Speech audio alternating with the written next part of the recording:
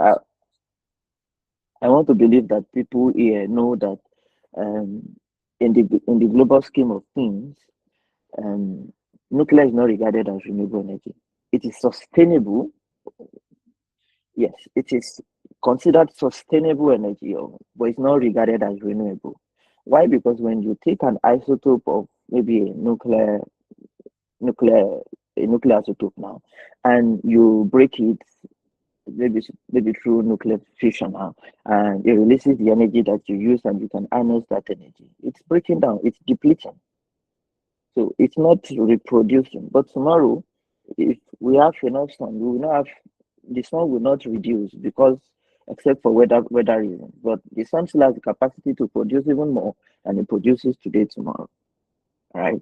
So that's why the nuclear part is what is now um, um, attached to a different color of hydrogen other than green hydrogen. So it is called pink hydrogen because the hydrogen is produced using electrolysis. But that electrolyzer that is used, because electrolysis is using an electrolyzer to split water, right, into hydrogen and oxygen. So that electrolysis now, that electrolyzer now is now powered using energy gathered from the nuclear power. So a nuclear power plant or at least a modular reactor has to be in place for you to be able to produce what you call pink hydrogen.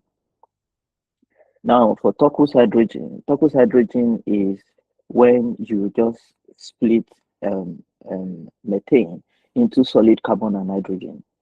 So it is different from steam methane reforming, the process you used in producing blue hydrogen. Please. Okay, I think I have about 15 minutes more if I'm right, and I will try to cover as much ground as I can. So the methane now is then in steam methane reforming. Please go on, ADJ, it's fine. All right. So the steam methane reforming. Thank you so much. The steam methane reforming now is then used. Um, so you have methane. Now the methane is placed in it's made to go through a catalytic reaction. Also a lot of heat and also to the catalytic reaction means that you have a catalyst in that reaction. And the catalyst so you are as the name implies steam. So you have steam there, methane is there, and then you have a reaction that is imposed by a catalyst, and the catalyst then causes the steam methane to causes the methane now to now come out as CO2 and H H2. Let's go and put it that way. So you have so as carbon. So sorry, let me explain this again. You have CH4, which is the methane. So the CH4 is broken into two things by when you subject it to steam methane reforming. Then you have H4, but then depending on how it comes out, it could be two molecules of H2 usually because that's hydrogen. And then you have CO2. CO2 because in that steam you have oxygen.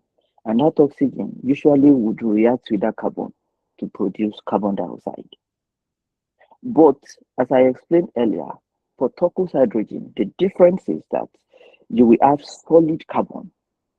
There is no catalyst working on it. You just have solid carbon produced and hydrogen, hard carbon, what you can call coal. Let's put it that way for now. Now, the difference, I hope I've not lost people though, but the difference between blue hydrogen and gray hydrogen is just one thing. So when you think gray hydrogen and you think blue hydrogen, like I mentioned, blue hydrogen is produced through steam methane reforming where you have the catalyst in place. For turquoise hydrogen is where you just split the hydrogen through methane pyrolysis. Pyrolysis is the splitting, you split the methane and you have solid carbon and hydrogen. That's turquoise hydrogen. For blue hydrogen, you have the methane subjected to steam methane in the presence of a catalyst, and a steam methane reaction in the presence of a catalyst, and that produces carbon dioxide. Turquoise hydrogen does not produce carbon dioxide, it produces only solid carbon and hydrogen. Blue hydrogen produces carbon dioxide and hydrogen. Now, when that hydrogen is then um, taken out, like I said on the front end, it is the same. But the difference between blue hydrogen and gray hydrogen is that in blue hydrogen you have carbon capture present. So why carbon capture? So you will use steam methane reforming also for the process of producing gray hydrogen. So blue hydrogen, gray hydrogen, same process of production. But for blue hydrogen, you have carbon capture present. The carbon capture will capture the CO2 that is coming from it. So you would have just hydrogen left. However, there is still some captive um, um, um, emissions that get out. So what I'm saying is, so the carbon capture is usually effective in capturing about 90 to 95% of the carbon emissions. It doesn't capture all. And so blue hydrogen sometimes is considered. I wrote a paper on this and I called it low carbon hydrogen. Um, that's not the global language, but I made a case for my paper. It's been published. Um, and so the difference, once again, between gray hydrogen and blue hydrogen is that in blue hydrogen, you have carbon capture present. In gray hydrogen, there is no carbon capture. The process of producing them is the same. So gray hydrogen is dirtier, I'll put it that way, is dirtier compared to blue hydrogen. Green hydrogen, I've explained that. You produce it using electrolysis. The electrolyzer is powered using green energy. And the world today is shifting towards green hydrogen production. When people ask me, should Africa go for green hydrogen? I say yes, but we will not start with that. We should not deceive ourselves. We will not start with that. Our own transition trajectory is different from that of the world. And China has the highest electrolyzer production capacity in the world today. A majority of the hydrogen used in China is blue hydrogen. Majority. In fact, in the world, majority of hydrogen currently used in the world today is blue hydrogen. All right. Um, so as I said, that the world is moving towards hydrogen production and hydrogen adoption. And key projection shows that by the year 2050, we could be getting to about 700 million tons of hydrogen that is being consumed every year. Right. So there is an increasing demand. I won't say huge demand. There is an increasing demand for hydrogen. But like I said, where will they go? They will go into transport. They will go into fertilizer production. They will go into um, yeah, they will go into things like steel making and infrastructure. And so we would need to start thinking about how we need to position ourselves as a continent. And investment is consistently expected to increase through 2030. So because the countries are now beginning to have the hydrogen strategies, which we for Nigeria, myself and someone we started discussing it recently. So please get ready. We might be coming out with something, especially for Nigeria. I heard that something passed through, something was developed and passed through reading in the Senate, but we have not seen how that would shape up. But then we also do not think that the stance of the government, especially for many African governments, is for hydrogen currently. And the reason they have tenable, hydrogen is a very costly investment, costly in terms of financial. It has high propensity for for a huge ROI in terms of the environmental impact, also industrialization, as I mentioned. However, we need to set the stage. The ecosystem is not where it should be in many African countries, so that's a major problem, and that's why you see on my slide that I didn't put Africa there. Because in terms of the investment regions, why? Because the ecosystem needs to be developed, and it is people that would develop, people like you and I, that will develop the ecosystem. And there is a lot of work that needs to be developed. More countries that does what we are doing is to come up. More companies or more individuals, understand it needs to come up. More people need to be trained on hydrogen safety. more skills need to be developed. So there is a lot that needs to be done in the ecosystem. And I'm not talking about taking a 2 weeks, 3 weeks course. I'm talking about a course that maybe spans a year. Currently, we are doing our best. We have a fellowship, but even for us, that's not enough because what we teach is the theoretical aspect currently. But we need to have labs where people can learn how to handle hydrogen, how to produce hydrogen, how to even produce an electrolyzer in Africa. All right. So I'm having to move my phone. No, key hydrogen technologies. I've mentioned the electrolyzer. So you have alkaline electrolyzer, you have the PEM, you have the solid oxide. Those are things you can check out. Also, there are various ways of storing hydrogen. It could be as compressed hydrogen, as liquid hydrogen. It could even be as a chemical carrier, maybe using it in terms of, say, maybe ammonia now, or methanol. Now, um, you can also have hydrogen roles in transport through pipelines. It could be liquid hydrogen, like I also mentioned, hydrogen carriers like ammonia. Those are one way to transport hydrogen. And if you ask me, I think ammonia is the most effective way currently to transport hydrogen. I think it's the most effective way right now to transport hydrogen.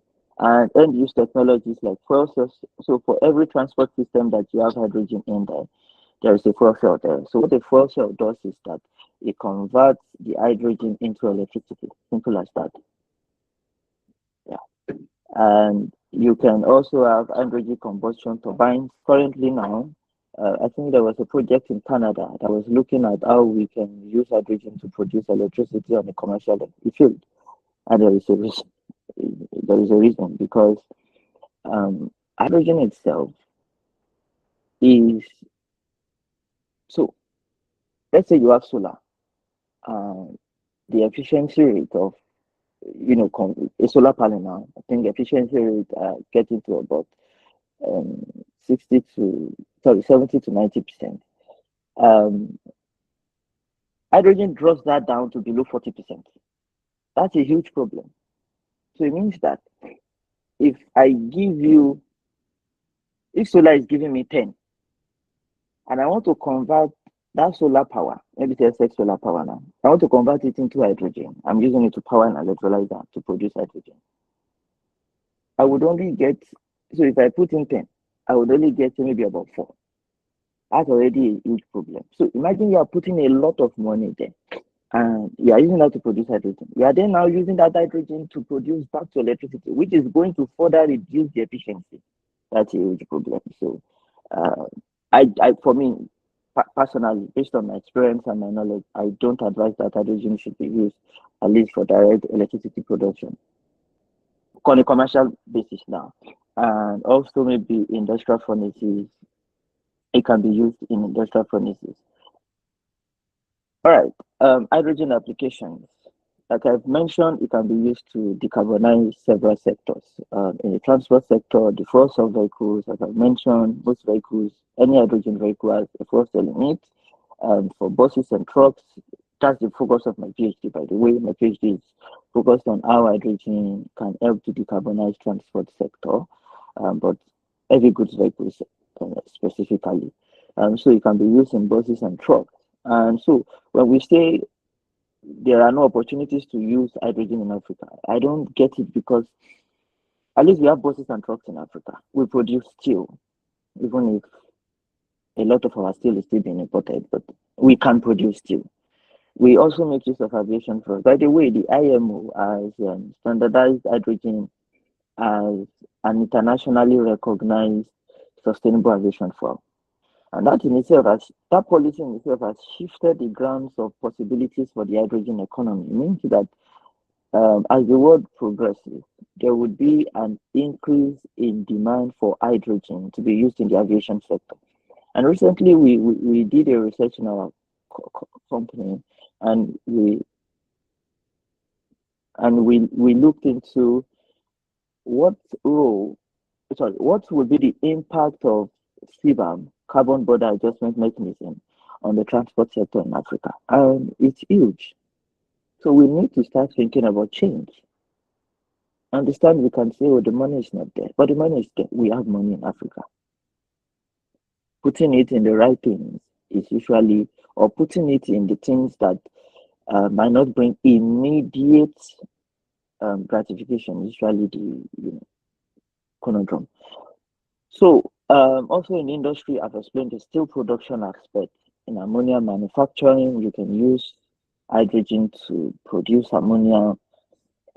If you break it down, combine it maybe with carbon again, you can produce CH3, and that's ammonia. Um, hydrogen, H2, combine it with carbon. So you have CH2. If you add enough hydrogen, it becomes CH3.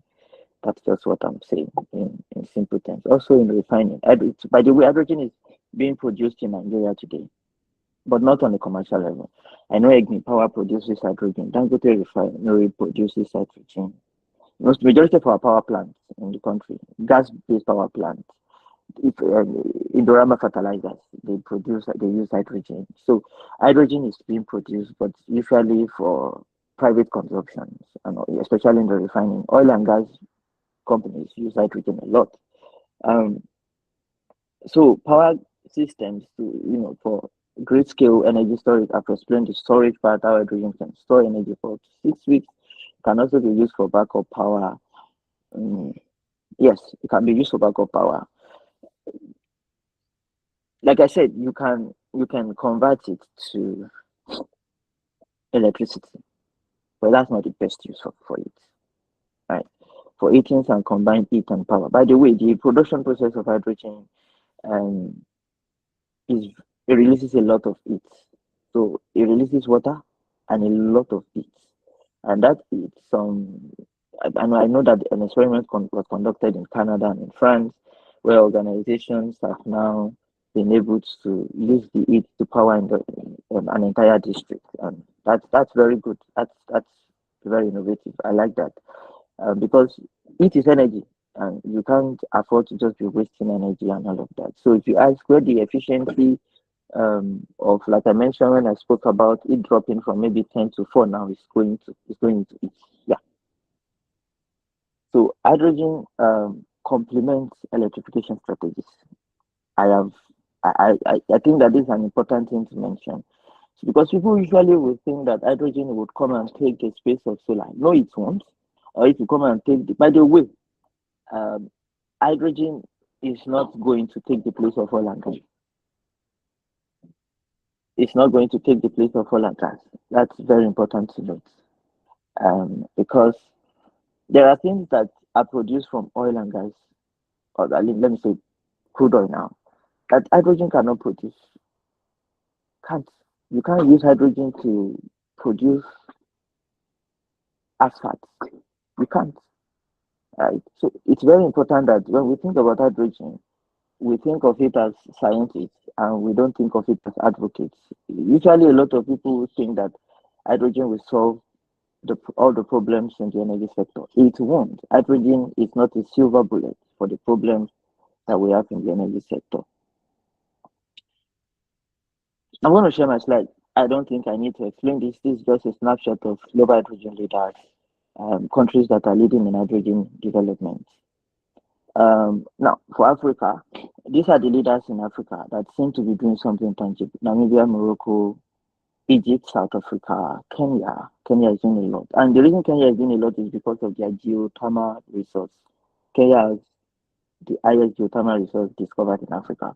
And so that's it from the geothermal can be a way to power, because geothermal is renewable, can be a way to power the electrolyzers and also produce hydrogen rather than just let it not be useful to them. Opportunities where you can have hydrogen used in Africa. I think that we need to deploy hydrogen more for ammonia production and fertilizer production in Africa. I think that those are our low hanging fruit for an economy for a continent where there's still a high amount of hunger. We can produce a whole lot of more food if we can just deploy the resources within our continent. It doesn't have to be green hydrogen. It can even be blue hydrogen. Like I said, the only issue is the back end when it comes to hydrogen. It's not what comes out. What comes out is the same, whether whatever way it was produced, it's the same. The hydrogen itself does not come out with carbon. It is separated, right? So, but there are things to consider when we're thinking about the African market. We need to think about proximity, and I think that it's important that we get the African Continental Free Trade Agreement right. I think we are not getting it right yet. And I believe that the European Union, sorry, the African Union just needs to get things done rather than talk about things. Because we talk a lot about things in Africa. I'm one of the talkers. I mean, I'm talking to you right now. So I'm not excluding myself. But I think we need to learn to start getting things done rather than just talk, right? I saw something on the internet some days ago. Do you know that Nigerians can enter Kenya for free? You pay an ETA, I think it's about, I don't know, but it's almost cheap. And you can get the ETA in a day. At least I've applied and I got it like in 24 hours. But Kenyans need to pay $80 for visa to enter Nigeria. Pardon me. So my question is, what if Kenyans decide to return the energy, right? And when we think about this, we don't know how that these policies are affecting the industrialization that we have in Africa. And I know that it goes beyond just talking about free trade agreement. There are political undertones to every policy that is being thrown out. There is no government that rolls out a policy that would not have thought about the political implications. Right. So it's something that any government would have thought about. But we need to think about how we can even trade amongst ourselves more seamlessly, right? Because you would want to know also that 70% of goods that are imported into Africa, I think maybe someone said it was even more than that last time I tried to check, that 70% of the goods that we import into Africa come via shipping. And if we cannot get our shipping right within ourselves, to also to be able to transport things within our continent seamlessly, we are not we are not moving in the right direction, I would say. And so we also don't need to think about just the policies that help us to access each other. We also need to think about policies that helps us to get our goods and also to decarbonize the way we get those goods to countries within Africa. Africans can, I actually believe that Africa can self-sustain itself if we get things done rather than talk a lot about things. Okay, trying to, I'm just going to go to, yeah, I want to talk about this. Now, the future of hydrogen. I believe that hydrogen would play a critical role in achieving global net zero goals. And there are things that we should expect. We should expect new industries and jobs. For me, like I said, we have a fellowship. And recently we have started thinking, how do we provide jobs for these people? And we are not we want to start from being able to establish a project. We have a project we are trying to implement right now. We just want to establish a project and maybe employ just 100 people at first, right? Because the way Africa would get ahead is by doing, and the way we will do is by we learning. But what that now implies is that we will learn by doing, and so we have to get ourselves to learn on the job. And Africans need to be the ones at the forefront of our economy when it comes to this technology because it can change the geopolitics outlook of things for Africa in the global stage, give us more power. I strongly believe that people do not respect Africans on the global scene because they feel like, what do we bring to the world? But if our government wields more power, if our people are more productive locally, I frankly believe that there is nothing an African should be looking out for in any continent outside of Africa. I strongly believe that. So, and hydrogen can be a tool that we can use to reposition ourselves geopolitically in the global stage. And so we need a lot of more people thinking about the problems, thinking about producing parts and bits, of maybe say electrolyzers. I know someone who is an African. He studied in Lobo University.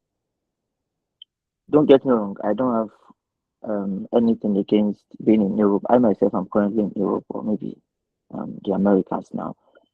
My concern is, well, I'm a Pan Africanist. My concern is Africa first. I am always pro Africa. In all the projects I do, it's always pro Africa. And so I think that we need more people in Africa, doing things for Africa. Like I was mentioning, I know someone who studied in Lobo University and he produced an hydrogen cookstove, right? So we are already finding uses for hydrogen. Now, the production of the hydrogen in itself is another thing and its availability, but that's a step in the right direction. That's a step in the right direction because we can have more research institutes, we can have more policy leadership if we get it right. And I will stop here, but I want to say something. Um, Miss Kine, I don't know, this is just a suggestion. I read a book. It's called Change. It was written by an African. And that book really changed the way I started thinking about my career and my role in the energy sector. And the book showed that in Africa, we have less than 500 think tanks currently. Germany alone has about 263 or 268. And our think tanks, that already shows us the amount of effort we pour into education, we pour into R&D, and that we pour into institutional development. And because we don't have this required think tanks, we don't have the data to support our development. And one of the things that we are doing right now, I made an announcement recently, is that we are tracking the development of hydrogen in the African region. We call the project AHDS. It's called the African Hydrogen Development Series. We are tracking it. We are following the money, following the data, following where the electrolyzer is going. Because we need to be able to, no investor would take Africa seriously until we get our data right. And this is one of the things that I think that we need more people to focus on when it comes to hydrogen. The research needs to be done properly. We need to look for the data. And because policy that is not grounded in data is just an assumption. And we don't want to be found assuming because nobody takes an assumption person seriously. And so I think that Africans have a role to play. The future, I think, has hydrogen in it. I believe has hydrogen in it. And I think that Africans can contribute a whole lot to it. So I will stop here. There is a whole lot more. I have a couple of slides that I have missed, but yeah, thank you, everyone. Thank you very much, DG. That was very, very enlightening. And again, like we all know, the essence of the leadership workshop is to spur up ideas in us. And thank you for sharing that data around think tanks. Like I can't imagine, like just you said 200, right? How many do you say we have in Nigeria or Africa rather? We have less than 500, about 400 and something. But Germany alone, sorry, Europe has over 2,000. Germany alone has about 268. Hmm. Interesting. And And it's sorry, let me break that down. In Africa, when we now look at it in sub-Saharan Africa, I think we have less than 200 in sub-Saharan Africa. South of those words that we have, South Africa has about 100. South Africa alone, one country. That already shows you the disparity of the think tank locations in Africa. We don't have data. That already shows you we don't have data. And frankly, you can tell. Take for example, I had a data idea, and one thing about me is my friends usually say you are a walking bag of ideas. I have ideas, and I'm willing to share. I know that ideas don't mean anything. Execution is very difficult, but if anyone is willing to, work on ideas, I am very happy to share with them. Currently, I have two agrotech ideas on how we can improve the productivity, in our agricultural sector. I've not had anyone to share it with. In fact, I put it on my WhatsApp. Nobody messaged me that they were interested in building that idea.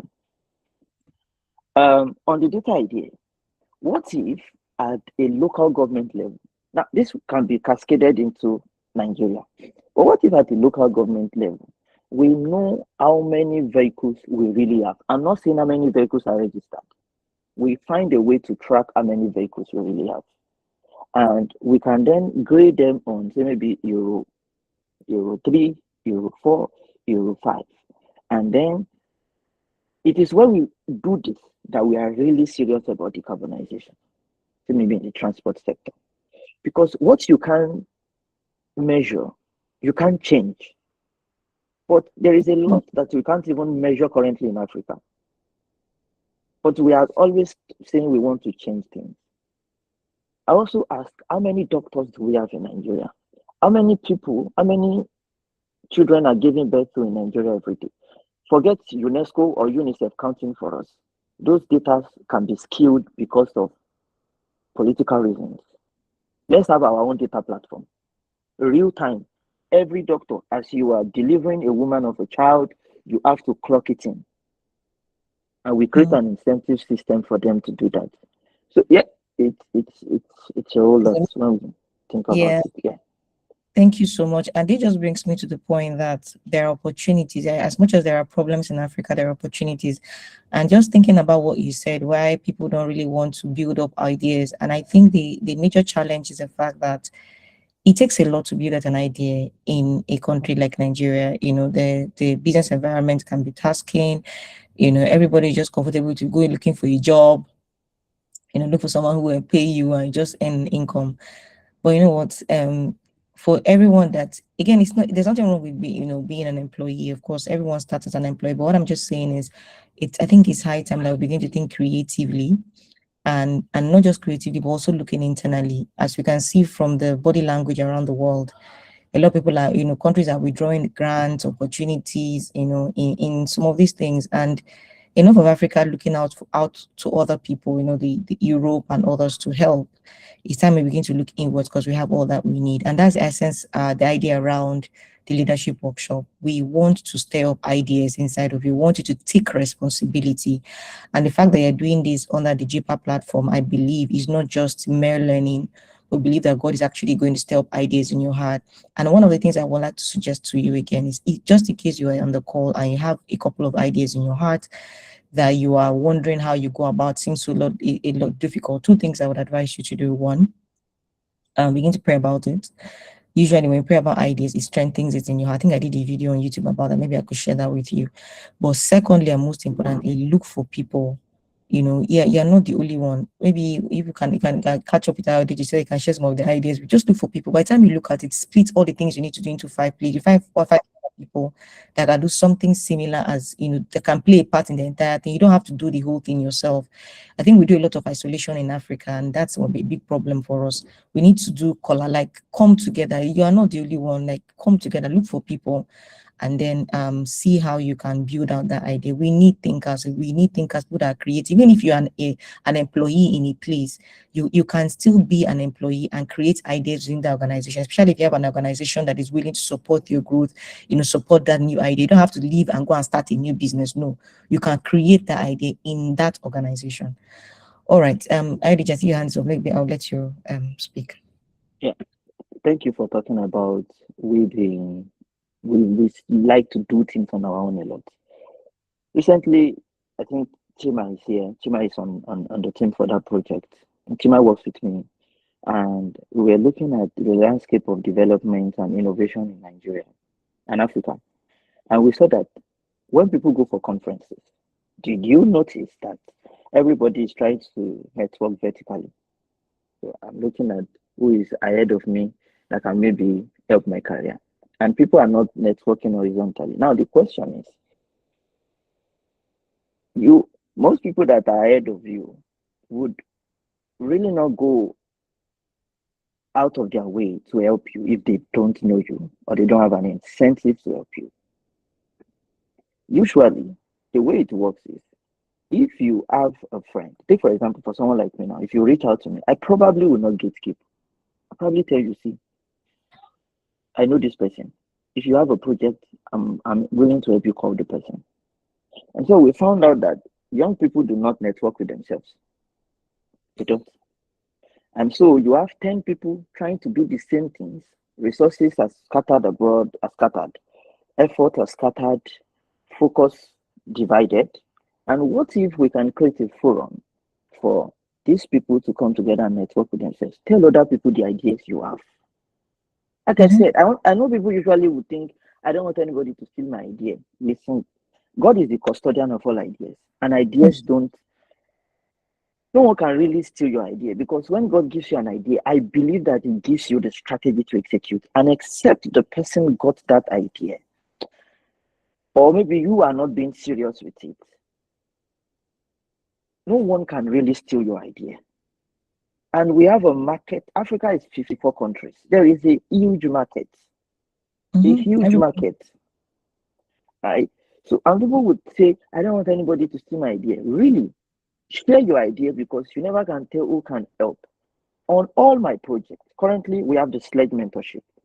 We have the circuit. The circuit is what I just mentioned. We are trying to solve the problem of young people networking with each other. We have um, Dare to Dream, a conference that we are hosting also for young people. The first people I tell are my friends. And usually they would say, Aya, don't worry, my company will give you this and that. My friends.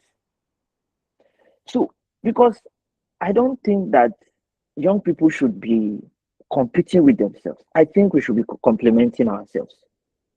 And I know that there is, by the way, I think that individualism is satanic. I'm a Christian, and that's why I think about it. I think that God does not want anybody to build alone. I don't think that God wants you to just be on your own. Yeah. Um, yeah. So Thank you. Thank you so much, IDG, for that. And that just brought up an idea in my heart that we can do, for Gepa. And maybe Ruth and Tim, what I was thinking about that we can do, can we, I'm just wondering, okay, let's do it this way. If you have ideas on what we just want to do is just, just if you have an idea on, say, for instance, I know someone reached out to me sometime, talked to me about, about converting waste, animal waste to energy, for instance. Can we just possibly share that I'm just giving us a share that on the general member platform? And if you have a similar idea, or you have something like that, we can actually connect you both together, and they can just have a conversation, right? And that's actually one of the things that our hangout is meant to deal with, because you can't don't sit on the idea.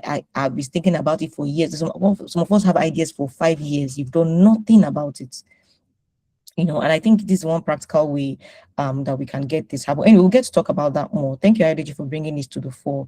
I believe that maybe one of these we can you can pull out all the ideas out of you and we can see how to implement, because we need solution providers. Enough of all the talk, seminars and all of that. But I trust that with this platform we are able to let those ideas born in your heart. That the Bible talked about, was it Jeremiah now? I can't remember which of the prophet that says, the what God had told him was burning in his heart. He could not keep it. He had to open his mouth and say it. I'm trusting God for every one of you here for the special ideas, giftings, things that God has laid in your heart. If you keep burning until you get up and do it, and we need you to do it, and we're here to help you. So if you have any of the idea, maybe you should reach out to the team, and then we can begin to ask around. If you want to do something similar, you can collaborate together and share the burden. Okay, thank you so much. We have way past our time. Okay, I think I have a few more minutes. Yes, questions. Yes, please. If you have any questions, I would prefer that you write it out. Except you're going to ask the question in 20 seconds. You can raise your hands up, and then we take just two questions before we go. Two questions. Anybody? Just to be sure I'm not missing anyone. Okay. I want to believe that RDG session was super clear, and okay. All right, Rex, I can see your hands up really quickly. Please go. Okay, good morning, everybody. So, earlier when IODG was presenting, there was something he said. So I just wanted to gain clarification on that. He said, nuclear energy is not renewable. Is it okay to say nuclear energy is a clean energy? I just wanted to get that clarification. yeah, it's clean. By the way, um, I also have another thought about nuclear. I think nuclear is safer compared to gas. Why people prefer gas, I know, but I don't support it. I think it's PR. Gas has gotten good PR. Nuclear has gotten bad PR. That's it. So you're saying that nuclear is clean, is a clean fuel? Well, it's clean. It does not have carbon emitted in yeah. Okay. Okay. Thanks for that. Thanks for that. Umar? Okay. This confirm can hear. Yes, we can. Okay. So with the current ecosystem in Nigeria, like you said, we have a very large knowledge gap and infrastructure gap for the hydrogen adoption. So like what is the short-term use of this hydrogen that can justify the use? With the way that we have large gas reserves and I've not even exhausted it. So now trying to like implement hydrogen in this kind of ecosystem is looking somehow like impossible. Let me say No, it's we are not. looking long term also. No, it's not actually. You said we have a large amount of gas. By the way, we still flare gas, although not as much as before. A lot of work has been done on that. What if we can collect it and use it to produce fertilizer? That's we can do that. In fact, we are doing that already. But what if we can harness it properly and produce more fertilizer? Right? We can use it to produce ammonia. I was speaking with someone and he said, so I was advising someone who was starting his masters and he said he wanted to focus on hydrogen. I said, don't do that.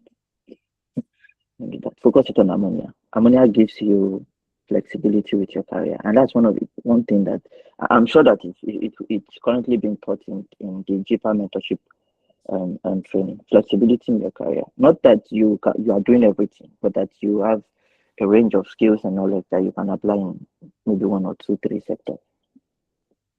Okay. Yeah.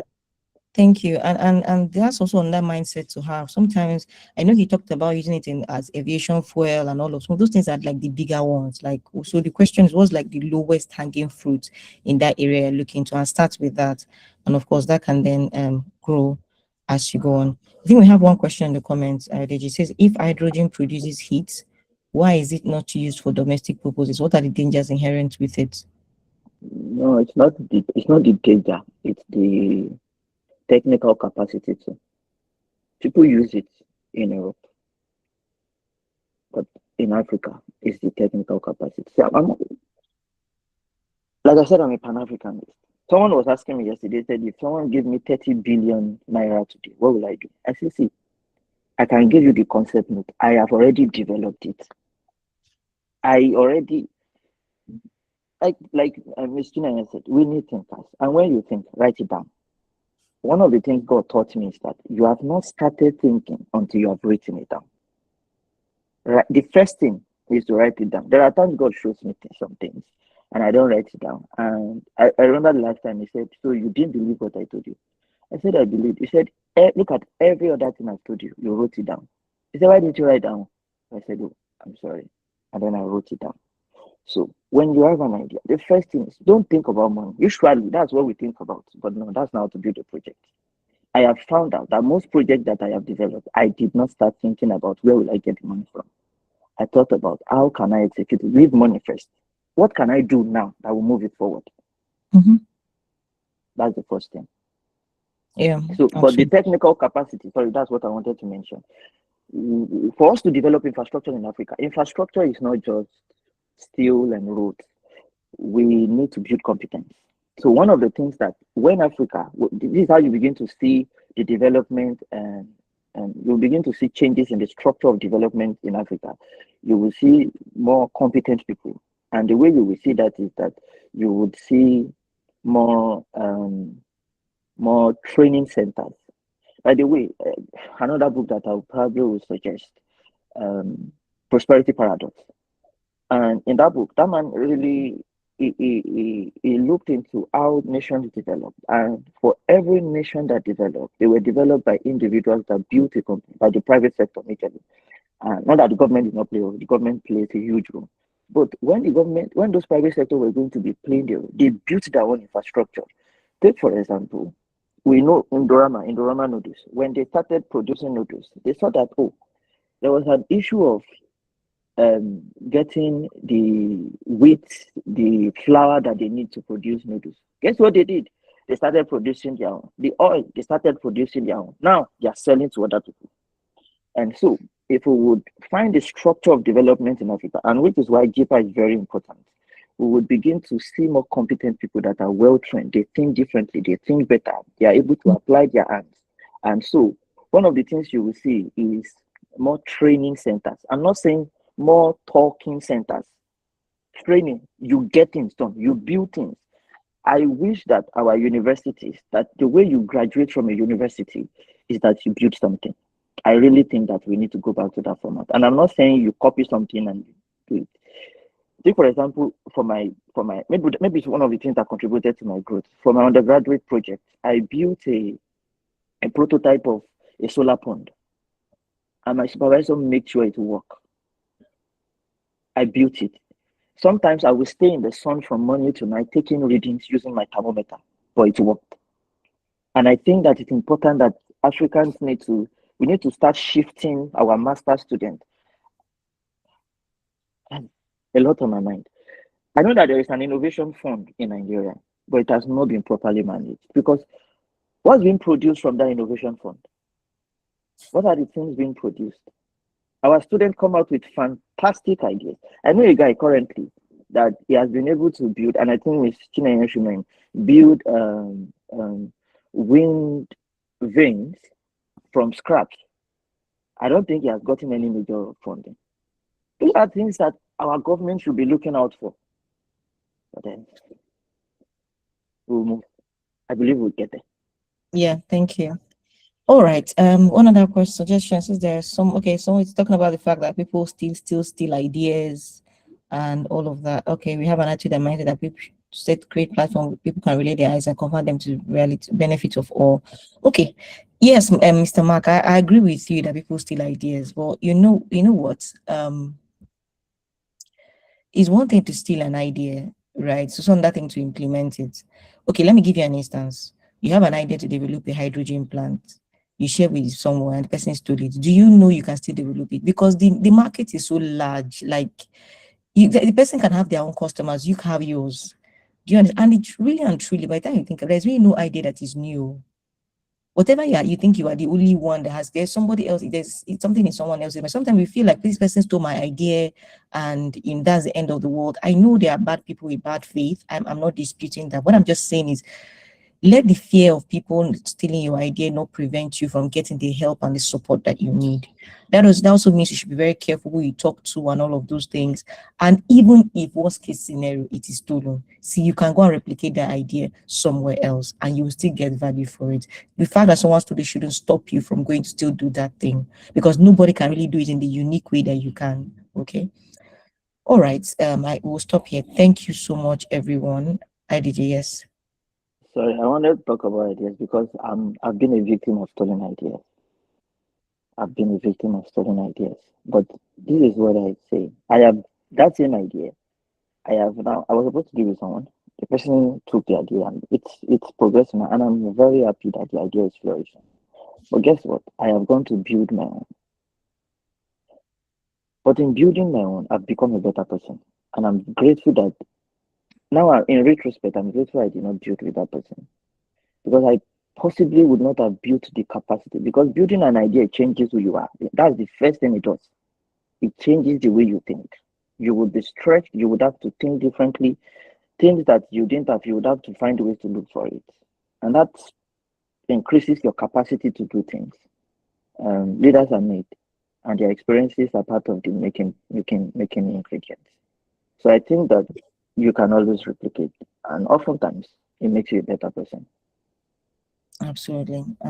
Thank you so much, everyone, for joining. I hope you leave here inspired, leave here to think very creatively, even in a place where you work. What can you do exceptionally differently? All right. And if you're also an employer here, please give platforms. I was just thinking about it. I was thinking of telling you some of my supervisors at work. Maybe we need to high time we begin to ask employees, like, what are the ideas in your mind? How can we support you as an organization to get it happen? Because we are loaded with ideas. Sometimes we are so carried away with hustle and bustle of work that we don't implement. So there are two ways. If you have an organization that supports you, please get it out. If you don't, look for other people that you can build it out together. Please don't die with your dreams. Don't die with ideas. Don't die with the creativity that you have in store inside of you. You have to account to God for it. Okay, so let that be your lesson as you go here. Pick up. You can if you have an interest in hydrogen, please. Why not? If not, get it out, start it out, and let's see how far we can go in helping Africa grow. All right. Thank you very much. I'll defer to the team now. Ruth, thank you.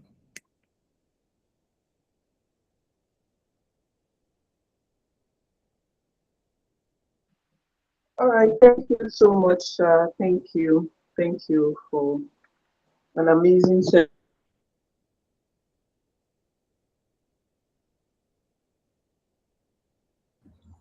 Okay, we can't hear you again, Ruth. Maybe it's a network issue.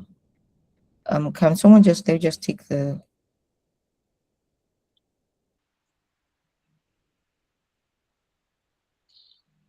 I can see that we still have some questions, but that will be sorted. Okay, someone is asking for the books that were recommended, so we'll get the names and get it across.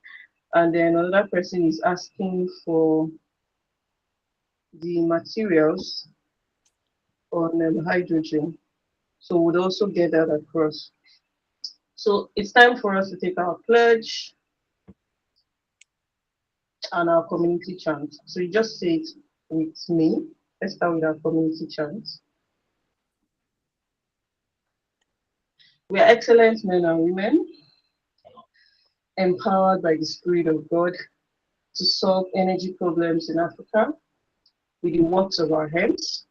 We provide creative solutions, creativity inventions, and divine strategies that bring glory to God and advance His kingdom on earth.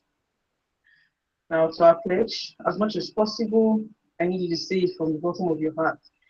I pledge to take 2 hours, 40 minutes, a tithe of my day, in deep communion with God, in prayer and word. I pledge to be a person of integrity, standing for what is right wherever I find myself. I pledge to be bold about my faith in Jesus and to be a channel of His love everywhere I go. I pledge to be diligent and demonstrate excellence in everything my hands find to do. I pledge to stand strong in faith in the face of adversity. I do not give in to challenges until my victory comes. I pledge to promote the growth of Africa's energy sector and to support the expansion of God's kingdom with the works of my hands. So help me God. Amen. All right. Thank you so much, everyone. Thank you for joining. Next week, we're going to be having a special prayer session for our weekly recharge session. I don't think you should miss it. It's going to be refreshing. And till I come across your way again, God bless you and have a great weekend. Thank you. All right. Thank you so much. Thank you, everyone.